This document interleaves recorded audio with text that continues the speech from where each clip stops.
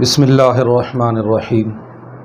نوائے حق YouTube channel اور face بک page کے معزز ناظرین و سامعین کرام، اردو جو ہماری قومی زبان ہے پاکستان کی، اس کے اندر مختلف زبانوں کے الفاظ شامل ہیں۔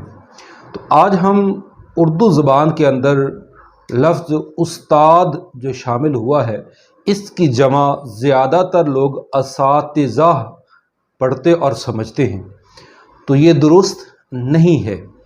تو ہم نے آج دیکھنا ہے کہ پھر اس کی درست جمع کیا ہے اور استاد اور استاذ میں فرق کیا ہے۔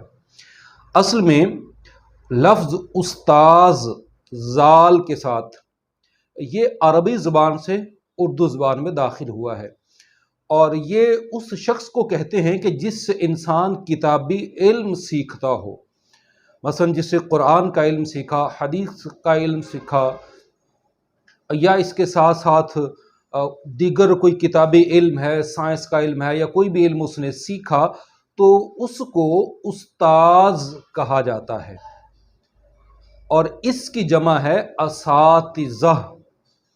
مگر جس شخص سے ہم کوئی فنی کام سیکھتے ہیں، مثال کے طور پر آپ مکینک بن جاتے ہیں، یا کوئی تکنیکی آپ کا کوئی شعبہ ہے، تو اس کے اندر آپ یا موٹر سائیکل کو درست کرنا، اس کے آلات کو ٹھیک کرنا یہ سیکھ جاتے ہیں، کسی کار کے انجن کی حالت کو ٹھیک کرنا سیکھ جاتے ہیں، اس کی خرابی کو دور کرنا سیکھ جاتے ہیں۔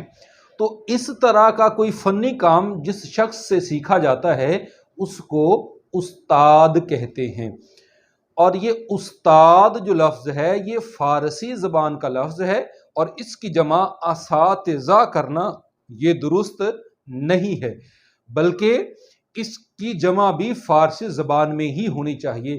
اصل میں اساتذہ جو ہے، یہ عربی لفظ کے استاذ جو ہے نا، استاذ، اس کی جمع اساتذہ ہے، اور یہ استاذ عربی کا ہے تو جمع بھی عربی میں ہے۔ استاد فارسی زبان کا لفظ ہے جو اردو میں داخل ہوا، تو اس کی جمع بھی فارسی ہی میں ہونی چاہیے۔